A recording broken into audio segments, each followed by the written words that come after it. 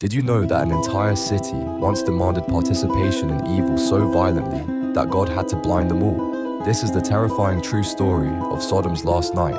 Two angels arrived at Lot's house disguised as travelers, but word spread quickly through the city about these mysterious, beautiful strangers. By nightfall, every man in Sodom surrounded Lot's home, demanding he send out his guests so they could assault them. Lot was trapped. In desperation, he even offered his own daughters to protect his visitors, but the mob refused. They wanted the strangers, and they wanted Lot to participate in their evil. Then something supernatural happened. The angels struck every man with blindness. The mob stumbled around helplessly, unable to find the door. The angels urgently told Lot's family to flee before dawn because God's judgment was coming. Here's the chilling truth.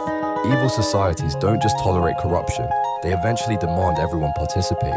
But even when we're completely surrounded by darkness, God's protection is stronger than any mob.